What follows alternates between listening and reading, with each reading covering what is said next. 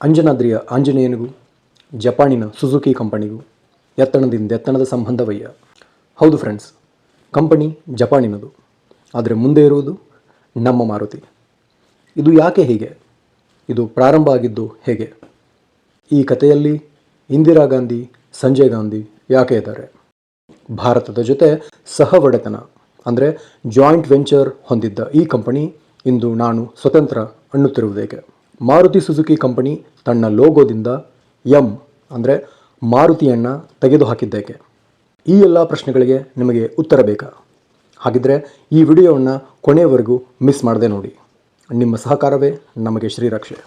ಅದು 1970ರ ಕಾಲ. ಸ್ವತಂತ್ರ ಭಾರತ ತನ್ನ ಸಮಸ್ಯೆಗಳನ್ನೆಲ್ಲ ಮೈಕೊಡುತ್ತಾ ಅಭಿವೃದ್ಧಿಯ ಕಡೆಗೆ ಸಾಗುತ್ತಿದ್ದ ಕಾಲ. ಇನ್ನು ಕಾರಿನ ವಿಷಯಕ್ಕೆ ಬಂದರೆ ಅದು ಕೇವಲ ಉಳ್ಳವರ, ಜಮೀನ್ದಾರರ ಹಾಗೂ ರಾಜಮನೆತನದವರ ಸ್ವತ್ತಾಗಿತ್ತು. ಅಲ್ಲದೆ ಭಾರತೀಯ ಮಾರುಕಟ್ಟೆ ತುಂಬ ವಿದೇಶಿ ಕಾರುಗಳೇ ರಾರಾಜಿಸುತ್ತಿದ್ದವು. ಇದೇ ಸಮಯದಲ್ಲಿ ಪ್ರಧಾನಿಯಾಗಿದ್ದ ಇಂದಿರಾ ಗಾಂಧಿ ಹಾಗೂ ಅವರ ಕ್ಯಾಬಿನೆಟ್ ಒಂದು ದೇಸಿ ಕಾರನ್ನು ತಯಾರಿಸಬೇಕು ಮತ್ತು ಅದು ಮಧ್ಯಮ ವರ್ಗದವರ ಕೈಗೆ ಸಿಗುವಂತಿರಬೇಕು ಎಂದು ನಿರ್ಧಾರ ಮಾಡ್ತಾರೆ. ಈಗ ನಮ್ಮ ಕಥೆಯಲ್ಲಿ ಎಂಟರಾಗೋದೇ ಸಂಜಯ್ ಗಾಂಧಿ. ಇವರು ಇಂದಿರಾ ಗಾಂಧಿಯ ಕಿರಿಯ ಮಗ. ವಿದ್ಯಾಭ್ಯಾಸದಲ್ಲಿ ಅಷ್ಟಕ್ಕಷ್ಟೇ ಇದ್ದ ಸಂಜಯ್ ಗಾಂಧಿಗೆ ಆಟೋಮೋಟಿವ್ ವಿಷಯಗಳಲ್ಲಿ ತುಂಬಾ ಆಸಕ್ತಿ. ಅಂದರೆ ಈ ಕಾರು, ಟೆಕ್ನಾಲಜಿ, ಅದನ್ನು ತಯಾರು ಮಾಡೋದು, ಡಿಸೈನಿಂಗ್, ಇದರಲ್ಲಿ ಇವರಿಗೆ ತುಂಬಾ ಆಸಕ್ತಿ. ಇದೇ ಕಾರಣಕ್ಕೆ ಸಂಜಯ್ ಗಾಂಧಿ ಇಂಗ್ಲೆಂಡಿನ ಕ್ರೀವ್ನಲ್ಲಿ ರೋಲ್ಸ್ ರಾಯ್ಸ್ ಕಂಪನಿಯಲ್ಲಿ 3 ವರ್ಷದ ಅಪ್ರೆಂಟಿಸ್ಶಿಪ್ ಮಾಡ್ತಾರೆ. ಅಂದರೆ ಕಾರಿನ ಬಗ್ಗೆ ಟ್ರೈನಿಂಗ್ ತಗೋತಾರೆ. ನಂತರ 1968ರಲ್ಲಿ ಭಾರತಕ್ಕೆ ಮರಳ್ತಾರೆ. ಭಾರತಕ್ಕೆ ಬಂದ ನಂತರ ಸಂಜಯ್ ಗಾಂಧಿ 1970ರಲ್ಲಿ ಮಾರುತಿ ಟೆಕ್ನಿಕಲ್ ಸರ್ವಿಸಸ್ ಎಂಬ ಪ್ರೈವೇಟ್ ಲಿಮಿಟೆಡ್ ಕಂಪನಿಯನ್ನು ಪ್ರಾರಂಭ ಮಾಡ್ತಾರೆ. ಹೀಗೆ ನಮ್ಮ ಮಾರುತಿಯ ಆಗಮನ ಆಗುತ್ತೆ ಆಟೋಮೊಬೈಲ್ ಇಂಡಸ್ಟ್ರಿಗೆ. ಆದರೆ ಸುಜುಕಿ ಹೇಗೆ ಬಂತು ಹೇಳ್ತೀನಿ ಕೇಳಿ. ಈ Maruti technical services company car ತಯಾರು ಮಾಡುವುದೊಂದನ್ನು ಬಿಟ್ಟು ಉಳಿದೆಲ್ಲ ಕೆಲಸ ಅಂದರೆ ಡಿಸೈನಿಂಗ್, ಅಸೆಂಬ್ಲಿಂಗ್, ಮೆಕ್ಯಾನಿಕ್ಗಳಿಗೆ ಟ್ರೈನ್ ಮಾಡೋದು, ಈ ಎಲ್ಲ ಕೆಲಸಗಳಲ್ಲಿ ತೊಡಗುತ್ತೆ. ಈ ಕಡೆ ಸಂಜಯ್ ಗಾಂಧಿ ತಾಯಿ ಇಂದಿರಾ ಗಾಂಧಿ ಹಾಗೂ ಅವರ ಸರ್ಕಾರ ಜನಸಾಮಾನ್ಯರ ಕಾರಿನ ಕನಸನ್ನು ಕಾಣ್ತಿರುತ್ತೆ. ಆ ಕಡೆ ಸಂಜಯ್ ಗಾಂಧಿ ಆಟೋಮೊಬೈಲ್ ಕ್ಷೇತ್ರಕ್ಕೆ ಕಾಲಿಟ್ಟು ಮುಂದುವರಿತಿರ್ತಾರೆ. ಇನ್ನೇನು ಕೇಳಬೇಕಾ, 1971ರಲ್ಲಿ ಕಾಂಗ್ರೆಸ್ ಸರ್ಕಾರ ಇದೇ ಮಾರುತಿ ಟೆಕ್ನಿಕಲ್ ಸರ್ವಿಸಸ್ ಈ ಕಂಪನಿಯನ್ನು ತನ್ನ ತೆಕ್ಕೆಗೆ ತೆಗೆದುಕೊಳ್ಳುತ್ತೆ. ಮಾರುತಿ ಉದ್ಯೋಗ್ ಲಿಮಿಟೆಡ್ ಅಂತ ಮರುನಾಮಕರಣ ಮಾಡುತ್ತೆ. ಇದೇ ಸಂಜಯ್ ಗಾಂಧಿಯನ್ನು ಮ್ಯಾನೇಜಿಂಗ್ ಡೈರೆಕ್ಟರ್ನಾಗಿ ನೇಮಿಸುತ್ತೆ. ಅಷ್ಟೇ ಅಲ್ಲದೆ ಮಾರುತಿ ಉದ್ಯೋಗ್ ಲಿಮಿಟೆಡ್ಗೆ ಕಾರನ್ನು ತಯಾರು ಮಾಡುವ ಮ್ಯಾನುಫ್ಯಾಕ್ಚರಿಂಗ್ ಲೈಸೆನ್ಸನ್ನು ಸಹ ನೀಡುತ್ತೆ. ಮೊದಲೇ ಕಾರಿನ ಕುರಿತು ಆಸಕ್ತಿ ಹೊಂದಿದ್ದ ಸಂಜಯ್ ಗಾಂಧಿಗೆ ಇದು ಆಣೆಬಲ ನೀಡುತ್ತೆ. ನಂತರ ಸಂಜಯ್ ಗಾಂಧಿ ಸಂಪೂರ್ಣವಾಗಿ ತಮ್ಮನ್ನು ತಾವು ಇದರಲ್ಲಿ ತೊಡಗಿಸ್ಕೊಳ್ತಾರೆ. ಆದರೆ ಸಂಪೂರ್ಣವಾಗಿ ಒಂದು ಕಾರನ್ನು ತಯಾರಿಸುವಷ್ಟು ಈ ಕಂಪನಿ ಟೆಕ್ನಾಲಜಿಯನ್ನಾಗಲಿ ಟೆಕ್ನಿಷಿಯನ್ಗಳನ್ನಾಗಲಿ ಹೊಂದಿರುವುದಿಲ್ಲ. ಇದೇ ಕಾರಣಕ್ಕೆ ಮಾರುತಿ ಉದ್ಯೋಗ್ ಲಿಮಿಟೆಡ್ ಸಾಕಷ್ಟು ವಿದೇಶಿ ಕಂಪನಿಗಳಿಗೆ ಜಾಯಿಂಟ್ ವೆಂಚರ್ ಅಂದರೆ ಒಂದರ್ಥದಲ್ಲಿ ಪಾರ್ಟ್ನರ್ಶಿಪ್ಪನ್ನು ಆಫರ್ ಮಾಡುತ್ತೆ. ವೋಕ್ಸ್ವ್ಯಾಗನ್, ಫಿಯೇಟ್, ಈ ಎಲ್ಲ ಕಂಪನಿಗಳು ಆಫರನ್ನು ತಿರಸ್ಕರಿಸ್ತವೆ. ಆದರೆ ಸಂಜಯ್ ಗಾಂಧಿ ಇದು ಯಾವುದಕ್ಕೂ ತಲೆ ಕೆಡಿಸ್ಕೊಳ್ಳದೆ ಒಂದು ಪ್ರೋಟೋಟೈಪ್ ಅಂದರೆ ಡೆಮೋ ಕಾರನ್ನು ತಯಾರು ಮಾಡ್ತಾರೆ. ಆದರೆ ವಿಷಾದದ ಸಂಗತಿ ಅಂತಂದರೆ ಈ ಡೆಮೋ ಕಾರ್ ಕೇವಲ ಡೆಮೋ ಕಾರಾಗಿ ಉಳಿಯುತ್ತೆ, ಯಾವುದೇ ಬೆಳವಣಿಗೆ ಆಗೋದಿಲ್ಲ. ನಂತರ 1975ರಲ್ಲಿ ನಮ್ಮ ಮಾರುತಿಗೆ ಸಿಕ್ಕಾಪಟ್ಟೆ ಟ್ವಿಸ್ಟು ಟರ್ನು ಬಂದವು. ಹೇಗೆಂದರೆ ಇದೇ ಸಮಯಕ್ಕೆ ಸರಿಯಾಗಿ ಇಂದಿರಾ ಗಾಂಧಿ ದೇಶಕ್ಕೆ ಎಮರ್ಜೆನ್ಸಿ ಅಂದರೆ ತುರ್ತು ಪರಿಸ್ಥಿತಿಯನ್ನು ಹೇರಿದರು. ಇದೇ ಕಾರಣಕ್ಕೆ ಸಂಜಯ್ ಗಾಂಧಿ ಪೂರ್ತಿಯಾಗಿ ತಮ್ಮನ್ನು ತಾವು ರಾಜಕಾರಣದಲ್ಲಿ ತೊಡಗಿಸ್ಕೊಂಡ್ರು.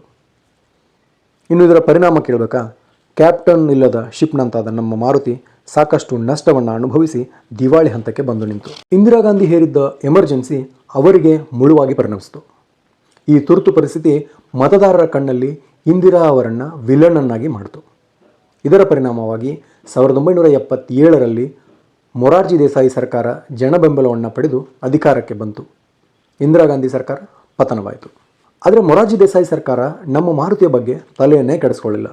ಇದೇ ಕಾರಣಕ್ಕೆ ಮೊದಲೇ ನಷ್ಟದಲ್ಲಿದ್ದ ಮಾರುತಿಗೆ ಬೀಗ ಬಿತ್ತು. ಇನ್ನು ಜನಸಾಮಾನ್ಯರ ಕಾರಿನ ಕನಸಾಗಿಯೇ ಉಳಿಯಿತು. ನಂತರ ಈ ಕಥೆಯಲ್ಲಿ ಮತ್ತೊಂದು ಟ್ವಿಸ್ಟ್ ಬರುತ್ತೆ. ಏನಂದರೆ 1980ರಲ್ಲಿ ವಿಮಾನ ಅಪಘಾತವೊಂದರಲ್ಲಿ ಸಂಜಯ್ ಗಾಂಧಿ ಮರಣ ಹೊಂತಾರೆ. ಮಾರುತಿ ಉದ್ಯೋಗ್ ಲಿಮಿಟೆಡ್ಗೆ ಇದ್ದ ಭರವಸೆಯೂ ಇಲ್ಲದಂತಾಗಿ ಕಂಪನಿಯ ಭವಿಷ್ಯ ಪ್ರಶ್ನಾರ್ಥಕವಾಗುತ್ತೆ. ಹಾಗಾದರೆ ಮಾರುತಿ ಕತೆ ಮುಗಿದೋಯ್ತಾ? ಮಾರುತಿ ಉದ್ಯೋಗ್ ಲಿಮಿಟೆಡ್ ನಿಂತು ಹೋಯ್ತಾ? ಮುಂದೆ ಆಗಿದ್ದೇ ಬೇರೆ. ಆಗಿದ್ದು ಇತಿಹಾಸ. ಸಂಜಯ್ ಗಾಂಧಿ ಮರಣ ಹೊಂದಿದ ಕೆಲವೇ ತಿಂಗಳುಗಳಲ್ಲಿ ಮತ್ತೆ ಕೇಂದ್ರದಲ್ಲಿ ಇಂದಿರಾ ಗಾಂಧಿಯ ಕಾಂಗ್ರೆಸ್ ಸರ್ಕಾರ ಅಧಿಕಾರಕ್ಕೆ ಬರುತ್ತೆ. ಜನಸಾಮಾನ್ಯರ ಕಾರು, ತೀರಿಹೋದ ತನ್ನ ಮಗನ ಕನಸು ಇವುಗಳನ್ನು ಇಂದಿರಾ ಗಾಂಧಿ ಭಾವುಕರಾಗಿ ತೆಗೆದುಕೊಳ್ತಾರೆ. ಇದನ್ನು ನನಸು ಮಾಡಲು ಬಹಳ ಸೀರಿಯಸ್ ಆಗಿ ತಮ್ಮನ್ನು ತಾವು ತೊಡಗಿಸ್ಕೊಳ್ತಾರೆ. ಆ ಕಂಪನಿಗೆ ಮತ್ತೆ ಜೀವ ತುಂಬುತ್ತಾರೆ. ಆಗ ಎಂಟರ್ ಆಗೋದೆ ಜಪಾನಿನ ಪ್ರಖ್ಯಾತ ಕಂಪನಿ ಸುಜುಕಿ. 1983ರಲ್ಲಿ ಅಂದರೆ ಸತತ 13 ವರ್ಷಗಳ ಪ್ರಯತ್ನದ ನಂತರ ಮಾರುತಿ ಉದ್ಯೋಗ್ ಲಿಮಿಟೆಡ್ ಮತ್ತು ಸುಜುಕಿ ಎರಡೂ ಕಂಪನಿಗಳು ಒಂದು ಜಾಯಿಂಟ್ ವೆಂಚರ್ಗೆ ಸಹಿ ಹಾಕಿ ಅಖಾಡಕ್ಕೆ ಇಳಿತಾರೆ. ಹರಿಯಾಣದ ಗುಡ್ಗಾಂವ್ ಅಂದರೆ ಈಗಿನ ಗುರುಗ್ರಾಮದಲ್ಲಿ ಈ ಎರಡೂ ಕಂಪನಿಗಳು ಸೇರಿ ಕಾರು ತಯಾರಿಸುವ ಫ್ಯಾಕ್ಟರಿ, ಮ್ಯಾನುಫ್ಯಾಕ್ಚರಿಂಗ್ ಯೂನಿಟನ್ನು ಪ್ರಾರಂಭ ಮಾಡ್ತಾರೆ. ಈ ಕಂಪನಿಯಿಂದ ತಯಾರಿಸಲ್ಪಟ್ಟ ಮೊದಲ ಕಾರಿನ ಮಾಡೆಲೇ ಒನ್ ಆ್ಯಂಡ್ ಓನ್ಲಿ ನಿಮ್ಮೆಲ್ಲರ ಅಚ್ಚುಮೆಚ್ಚಿನ, ಇಷ್ಟು ಬಿಲ್ಡಪ್ ಬೇಕೇ ಬೇಕಲ್ವಾ, ಯಾಕಂದರೆ ಅದೇ ನಮ್ಮ ಮಾರುತಿ 800. ಇವಾಗಲೂ ಕೂಡ ಈ ಕಾರು ಮಾರ್ಕೆಟಲ್ಲಿದೆ ಅಂತಂದರೆ ಇದು ಲೆಜೆಂಡೇ ಸರಿ. ಈ ಮಾಡೆಲನ್ನು ಡಿಸೆಂಬರ್ 19, 1983ರಂದು ಲಾಂಚ್ ಮಾಡಲಾಯಿತು. ಈ ಕಾರ್ ಪ್ರಾಜೆಕ್ಟ್ನ ಇಂದಿರಾ ಗಾಂಧಿ ಎಷ್ಟು ಸೀರಿಯಸ್ ಆಗಿ ತೊಗೊಂಡಿದ್ರು ಅಂದರೆ, ಎಷ್ಟು ಆಸಕ್ತಿ ತೋರಿಸಿದ್ರು ಅಂದರೆ, ಈ ಮಾಡೆಲ್ನ ಮೊದಲ ಕಾರ್ ಬುಕ್ ಮಾಡಿದ್ದ ಹರ್ಪಾಲ್ ಸಿಂಗ್ ಅನ್ನೋರಿಗೆ ಕಾರಿನ ಕೀಯನ್ನು ಸ್ವತಃ ತಾವೇ ತಮ್ಮ ಕೈಯಾರೆ ನೀಡಿದರು. ಅಷ್ಟೇ, ಮಾರುತಿ ಸುಜುಕಿ ಹಿಂದೆ ತಿರುಗಿ ನೋಡಿದ್ದೇ ಇಲ್ಲ. 1983ರಿಂದ 2014ರವರೆಗೆ ಮಾರುತಿ 800 ಒಂದೇ ಮಾಡೆಲ್ನ 20 ಲಕ್ಷಕ್ಕಿಂತ ಹೆಚ್ಚು ಕಾರುಗಳು ಮಾರಾಟ ಆಗಿವೆ. ಅಲ್ಲದೆ ಮತ್ತೊಂದು ಫೇಮಸ್ ಮಾಡೆಲ್ ಅಲ್ಟೋ, ಈ ಮಾಡೆಲ್ನ ಕಾರುಗಳು ಇಲ್ಲಿಯವರೆಗೆ 40 ಲಕ್ಷಕ್ಕಿಂತ ಹೆಚ್ಚು ಕಾರುಗಳು ಸೇಲ್ ಆಗಿವೆ. ನಂತರದಲ್ಲಿ ಓಮಿನಿ, ಜಿಪ್ಸಿ ಇವುಗಳನ್ನು ಸಹ ಲಾಂಚ್ ಮಾಡಲಾಯಿತು. ಈ ಎಲ್ಲ ಮಾಡೆಲ್ಗಳಿಂದ ಮಾರುತಿ 4 ವೀಲರ್ ಮಾರ್ಕೆಟನ್ನು ತನ್ನ ತೆಕ್ಕೆಗೆ ತೆಗೆದುಕೊಂಡಿತು. ಈ ಎಲ್ಲ ಬೆಳವಣಿಗೆಯನ್ನು ಗಮನಿಸಿದ ಸುಜುಕಿ ಪ್ರಾರಂಭದಲ್ಲಿ ಇದ್ದ ತನ್ನ ಕಂಪನಿ ಶೇರನ್ನು 26%ನಿಂದ 40%ಗೆ ಏರಿಸಿತು.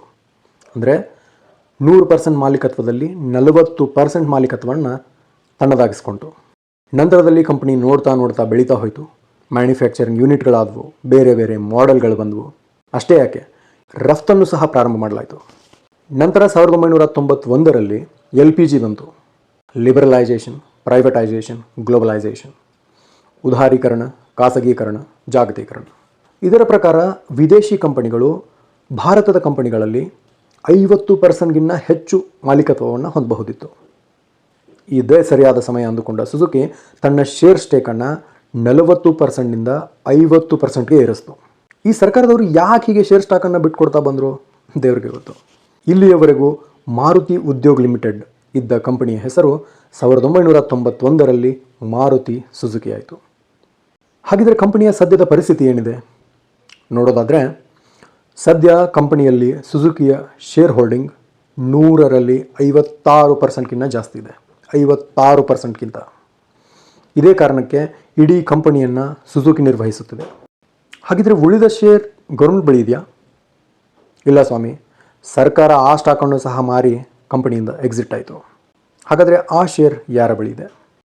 ಆ ಶೇರ್ ಈಗ ಸದ್ಯಕ್ಕೆ ಸ್ಟಾಕ್ ಮಾರ್ಕೆಟ್, ಮ್ಯೂಚುವಲ್ ಫಂಡ್ ಈ ರೀತಿ ಡಿಜಿಟಲ್ ಮಾರ್ಕೆಟ್ನಲ್ಲಿ ಇದೆ. ಇಲ್ಲಿ ಇನ್ನೊಂದು ಮುಖ್ಯವಾದ ವಿಷಯ, ನೀವು ಮೊದಲಿನ ಮಾರುತಿ ಸುಜುಕಿ ಲೋಗೋ ಹಾಗೂ ಈಗಿನ ಲೋಗೋವನ್ನು ಗಮನಿಸಿದರೆ ಸದ್ಯ ಎಂ ಮಾಯವಾಗಿ ಕೇವಲ ಎಸ್ ಮಾತ್ರ ಉಳಿದಿದೆ. ಅದಕ್ಕೆ ಕಾರಣ ಸುಜುಕಿ 56%ಗಿಂತ ಹೆಚ್ಚು ಮಾಲೀಕತ್ವವನ್ನು ಹೊಂದಿರುವುದು. ಏನೇ ಆದರೂ ಒಂದು ಜನಸಾಮಾನ್ಯರ ಕಾರಿನ ಕನಸನ್ನು ಕಂಡು ಅದನ್ನು ನನಸು ಮಾಡಲು 13 ವರ್ಷ ತೆಗೆದುಕೊಂಡ ಕಂಪನಿ ಇಂದು ಈ ಮಟ್ಟಕ್ಕೆ ಬೆಳೆದಿದೆ. 4 ವೀಲರ್ ಮಾರ್ಕೆಟ್ನಲ್ಲಿ 40%ಗಿಂತ ಹೆಚ್ಚು ಮಾರ್ಕೆಟ್ ಶೇರನ್ನು ಹೊಂದಿದೆ. ಸಾವಿರಾರು ಡೀಲರ್ಶಿಪ್ಗಳನ್ನು ಹೊಂದಿದೆ. ಇದು ಖುಷಿಯ ವಿಚಾರ. ಆದರೆ ಲೋಗೋದಿಂದ ನಮ್ಮ ಮಾರುತಿ ಹೋಗಿದ್ದು ವಿಷಾದದ ವಿಚಾರ. ಈ ಎಲ್ಲ ವಿಷಯಗಳು ನಿಮಗೆ ಗೊತ್ತಿದ್ವಾ? ಕಮೆಂಟ್ನಲ್ಲಿ ತಿಳಿಸಿ. ಇಷ್ಟ ಆದರೆ ಲೈಕ್ ಮಾಡಿ. ಈ ವಿಡಿಯೋನ ನಿಮ್ಮ ಮಾರುತಿ ಸುಜುಕಿ ಫ್ರೆಂಡ್ ಜೊತೆ ಶೇರ್ ಮಾಡಿ. ಇದೇ ಥರ ಒಳ್ಳೆ ಕಂಟೆಂಟ್ ಬೇಕಂದರೆ ನಮ್ಮ ಚಾನಲ್ಗೆ ಸಬ್ಸ್ಕ್ರೈಬ್ ಮಾಡಿ. ಮತ್ತೊಂದು ಇಂಟ್ರೆಸ್ಟಿಂಗ್ ಟಾಪಿಕ್ನೊಂದಿಗೆ ನಿಮ್ಮ ಮುಂದೆ ಬರ್ತೀನಿ. ಧನ್ಯವಾದ.